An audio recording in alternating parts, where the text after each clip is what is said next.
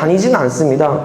신학을 공부하고 싶은 사람들이 학교로 찾아가서 수업을 듣는 것이 일반적입니다.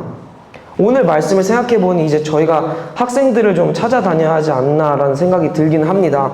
어쨌든 예수님은 찾아오셨다는 것입니다. 그리고 부르셨다는 것입니다. 그리고 더 반전은 예수님이 부르신 대상자들은 회당에서 말씀을 가르치는 사람도 그곳에서 말씀을 배우고 있는 사람도 아닌 그냥 생업 종사자였습니다. 지금 말로 하면 그냥 직장인들입니다. 요즘 저희가 살아가는 게 너무 힘들지 않습니까? 비싼 렌트값, 비싼 밥값, 그거에 비해 오르지 않는 월급. 이제 기사를 보니까 LA에서 집 사는 것이 렌트비에 한 2,000불 정도 더 비싸다고 합니다.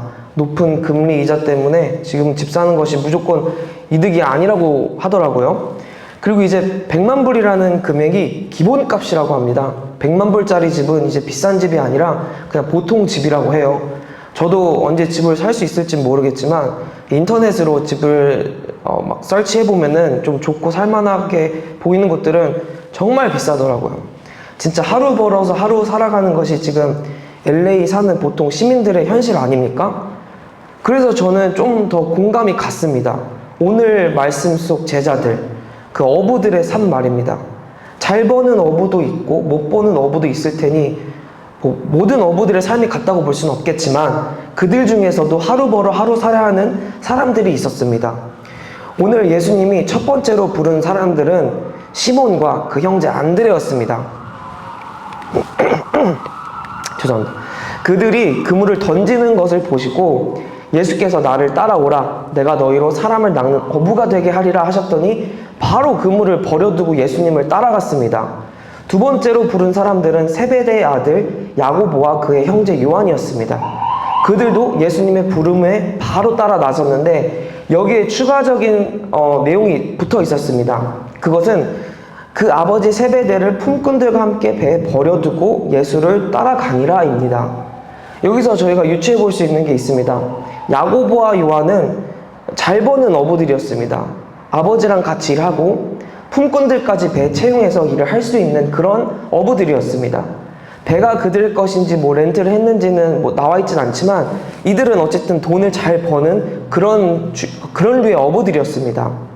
마가복음 10장에 부자 청년 이야기가 나옵니다. 그가 예수님 앞에 와서 무릎을 꿇고 물어봤습니다. 어떻게 하면 영생을 얻을 수 있습니까? 예수님은 먼저 계명을 말해주셨어요. 청년은 그 계명을 듣고 이것들은 다 어려서부터 지켰다고 말했죠. 지금 가지고 있는, 근데 예수님이 한 가지 더 있다고 말하셨습니다. 지금 가지고 있는 것들을 다 가난한 사람들에게 나눠주고 나를 따르라고 했습니다. 그 청년은 근심하고 떠나갔다고 성경에 쓰여 있습니다. 그러면서 예수님께서 제자들에게 그 낙타 비유를 하셨죠.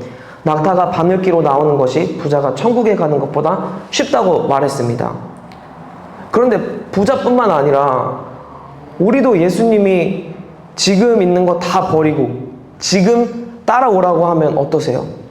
막 예배가 끝나고 몇 시간 뒤도 아니고 내일도 아니고 지금 당장인데 괜찮으시죠? 아멘. 우리 세교회 성도님들은 무조건 순종하실 거라 믿습니다. 아멘. 지금 시대로 표현해 보자면 시몬과 안드레는 직장인이고 야고보와 요한은 부모님이 자영업 하시는 금수저까지는 아니어도 은수저 느낌입니다. 그러니까 사실 이들 삶이 그렇게 나쁘지 않았습니다. 그냥 평범하고 또 평화로웠습니다. 물론 반복되는 삶이었겠지만 그래도 하나님 말씀 알고 메시아를 기다리면서 어떤 유대인의 삶을 잘 살아가고 있었습니다. 그러니까 이들이 예수님을 따라 나선 이유가 어차피 인생에 더 갈 것도 없고 미래도 안 보이고 해서 따라간 것이 아니었다는 것입니다. 오히려 자신들의 생계와 자신들의 전부인 것들을 버리고 따라갈 만큼의 어떤 큰 가치를 알아보게 된 것입니다. 따를 때 중요한 것은 따라가는 대상이 누구인지 알아야 한다는 것입니다. 누구인지도 모르는데 따라갈 수는 없지 않습니까? 예수님을 알게 되면, 예수님을 인격적으로 만나게 되면 주님이 부르실 때 따라갈 수 있다는 것입니다. 그래서 가장 중요한 것은 예수 그리스도가 누군지 아는 것입니다. 오늘 마가복음에서는 나오지 않았지만 누가복음에서 소개되는 내용에서 시몬 베드로가 예수님을 먼저 만나게 됩니다. 이제 베드로가 밤 동안 물고기를 하나도 잡지 못한 상황이었는데 예수님이 그 배에 오르시고 깊은 곳에 그물을 던지라고 말씀하셨어요. 그리고 시몬 베드로가 그 말씀에 순종해서 물고기들을 엄청 많이 잡게 됩니다. 그리고 예수님의 부르심에 따라가게 되죠. 또 예수님이 그들을 부르실 때는 그들의 일상 언어로 다가오셨습니다. 그들이 알아들을 수 있는 말로 하셨습니다. 어려운 말로 하지 않고 들으면 그것이 무엇인지 딱 알 수 있게 말이죠. 하나님의 나라가 가까이 왔으니 회개하고 복음을 믿으라는 그 사역에 사람을 낚는 어부가 되게 하겠다고 초대하셨습니다. 만약 예수님이 누군지 몰랐다면 사람을 낚는 어부가 사람을 낚을 수 있을까? 어부가 하나님 나라 구원 사역에 참여할 수 있을까? 정말 이곳에 모여있는 사람들을 건져낼 수 있을까? 이렇게 생각을 했을 겁니다. 근데 봤잖아요. 시몬 베드로는 봤습니다. 예수님이 자신에게 어떻게 물고기를 잡게 했는지 봤다는 것입니다. 나는 할 수 없지만 예수님이 말씀하시면 할 수 있다는 것을, 그래서 엄청나게 많은 물고기를 잡은 것처럼 예수님을 따라가면 하나님 나라 사역에 엄청나게 많은 사람들을 건져낼 것이라는 것을 알았던 거죠. 믿었던 겁니다. 예수님의 말씀에 순종하면 예수님이 하신 말씀처럼 그대로 이루어진다는 것을 봤기 때문이죠. 예수님의 방법은 우리가 일반적으로 생각하고 일반적으로 일하는 방법과는 완전히 다릅니다.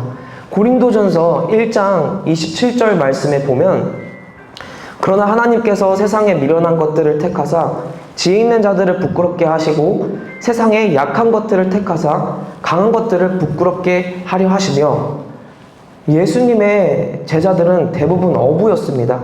그저 평범하고 평범한 사람들이었다는 거죠. 그냥 일반적인 평범한 직장인들을 불러서 제자로 삼으신 것입니다. 고학력의 스펙이 대단한 사람들을 부르지 않으셨습니다. 그리고 예수님은 많은 제자를 만들지 않으셨습니다. 복음 전파, 이 세상에 복음을 알려야 하는데 소수정예로 움직이셨습니다. 이게 사실 세상의 방법과는 반대되는 것입니다. 큰 교회가 되고 교인들이 많아져야지 세상에 영향력을 끼칠 수 있고 그래야지 복음 전파를 더 효율적이고 크게 할 수 있지 않습니까? 물론 예수님을 따르는 자들이 많았고 그들이 예수님의 말씀을 들으러 모였을 때 또 먹이시고 말씀을 들려주셨습니다. 그런데 마가복음을 쭉 보면 회중들에게 말씀을 마치신 후에 제자들에게만 또 따로 불러서 그 말씀에 대한 추가 설명을 다시 해주셨다는 겁니다. 이렇게 지금 하나님의 말씀이 오늘날까지 이어져 온 것 아니겠습니까? 오늘 예수님의 부르심에서 중요한 것이 있습니다. 예수님이 우리를 먼저 찾아오시고 부르신다는 점입니다. 하나님은 우리에게 어떤 것에 대한 순종을 요구하실 때 순종하는 자들이 먼저 시작하게 두지 않으십니다. 항상 먼저 하나님이 무엇을 하시는지를 보여주십니다. 말씀하신 하나님의 능력을 먼저 보여주시고 하나님의 그 마음을 먼저 보여주십니다. 왜냐하면 순종은 하나님과의 관계에서 나오기 때문입니다. 오늘 말씀에서 따르라라는 말의 헬라어 직역이 무엇인지 아십니까? 오피소무 내 뒤로입니다. 따르라는 것은 단순히 함께 다니는 것을 말하는 것이 아니었습니다. 예수님의 뒤로 오라는 것이었습니다. 와, 근데 저는 이게 굉장히 은혜였습니다. 예수님이 오신 것이 왜 기쁜 소식인지 더 느껴졌어요. 왜냐면은 구약 성경에서 하나님은 어떤 나의 큰 백과도 같은 느낌이었습니다. 뒷배 같은 느낌이죠. 물론 먼저 앞서서 모든 전쟁의 승리와 기적들을 일으켜 주셨는데 제가 떠오르게 되는 이미지는 하나님이 내 뒤에서 나를 감싸 안고 크신 팔로 손으로 앞에 있는 적들을 막 이렇게 깨부시는 이런 이미지였습니다. 이 이미지가 준비되어 있는데요. 그러니까 내 눈앞에 적들은 보이는 거죠. 새끼 사자가 표류를 해서 적이 이렇게 도망가는 게 아니라 뒤에 아빠 사자가 서 있으니까 이제 적들이 도망가는 느낌입니다. 그런데 오늘 예수님의 말씀에서는 넌 내 뒤에 있어. 그대로 날 따라와. 내가 앞에서 다 이렇게 깨부실 거니까 내가 가는 길, 내가 걷는 길 그대로 따라오면 돼. 이렇게 느껴진다는 거죠. 아니, 그러면 따라가지 않을 이유가 없지 않겠습니까? 아멘. 그런데도 우리는 말씀에 순종하지 못할 때가 있죠. 순종하기 어려운 이유는 하나님이 명령하신 말과 그 말씀을 구현해내야 하는 현실의 내 모습과 이렇게 매칭이 안 돼서 그렇습니다. 만약 순종의 말씀이 내 모든 조건과 똑같다면 순종하기 굉장히 쉬웠을 겁니다. 누구나 다 명령하신 말씀에 순종할 수 있었을 것입니다. 지금 직장인으로 살아가는 우리에게 저기 지나가는 저 학생에게 너 커피 사주는 사람이 될 거야 라고 하셨습니다. 물론 커피 사주는 것도 내 삶에 타격이 올 수 있겠지만, 그런데 막 너무 불가능한 그런 이야기는 아니지 않습니까? 하나님이 이렇게 말하시면 뭐 바로 행동으로 옮겨질 것 같습니다. 그런데 그 학생이 가지고 있는 학자금을 다 갚아주는 사람이 될 거야. 이제 이러면 힘들어지는 것입니다. 아, 이게 하나님의 음성이 맞는가부터 시작해서 금식 기도를 이제 하게 될 것입니다. 근데 이게 저희들 안에 불순종의 마음에 있어서라기보다는 지금 내 현실이 그 말씀을 순종해서 구현해내는 내 모습과 매칭이 안 돼서 그렇다는 것입니다. 근데 이게 나의 능력을 봐서 그런 것이에요. 예수님은 베드로에게 깊은 곳에 그물을 던지라고 했습니다. 그런데 깊은 물에는 안 봐도 고기가 없는 거 아는데 거기에 그물을 던져서 뭐합니까? 깊은 물 쪽에 고기들을 먼저 모이게 해줘야 내가 그물을 던질 거 아닙니까? 그러면서 그물을 안 던졌어요. 그럼 고기를 못 잡는 겁니다. 깊은 곳에 그물을 던져서 고기 잡는 경험을 못 하는 겁니다. 순종은 깊은 물에 물고기 없는 거 알고 내가 지금 물고기 잡는 거에 프로라서 딱 보면 아는데 지금 바다 상태를 봐도 그쪽엔 고기가 없는 거 아는데 내 지식과 경험으로 예수님이 그곳에 던지를 하시니 던지는 것입니다. 그리고 그물을 던졌을 때 고기가 잡혀 올라오는 것입니다. 던지지 않았으면 물고기를 구경도 못하는 것입니다. 우리에게 순종하라 말씀하신 분이 능력이 있습니다. 그 능력에 하나님이 함께 하시면 내 능력으로 하는 것이 아니라 하나님이 하시는 것입니다. 여기서 중요한 것은 우리가 예수님을 따라갈 때입니다. 예수님을 따라갈 때 순종의 기회가 주어지고 그리고 예수님이 말씀하신 대로 그대로 이루어지는 것입니다. 말씀을 맺겠습니다. 오늘 말씀 속 배경에 나오는 갈릴리 바다의 크기는 생각보다 그렇게 큰 면적이 아니었습니다.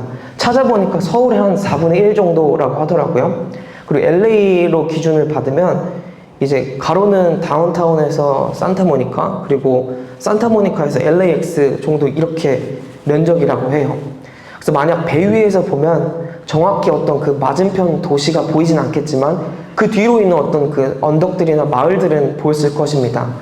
그때 유대인들에게 이방 문화권은 보이지 않을 정도로 먼 곳이 아니라 그냥 이 갈릴리 호수 너머로 바라보면서 가까운 세상이었다는 것입니다. 종교적 문화적으로는 분명히 어떤 선이 경계가 있었지만 물리적으로는 굉장히 가까웠다는 것입니다. 손에 닿을 거리라는 것입니다. 그리스도인으로 세상을 살아갈 때 종교적으로 또 우리가 문화적으로 세상과 분리해 놓은 어떤 명확한 선은 그어놓으면서 살아가고 있습니다. 하지만 우리도 그 세상 속 문화에 손 내밀면 바로 닿는 거리에 공존하고 있다는 것입니다. 우리는 유혹에 넘어질 수 있고 쉽게 접할 수 있습니다. 큰 유혹이 아니더라도 우리는 매 순간 넘어집니다.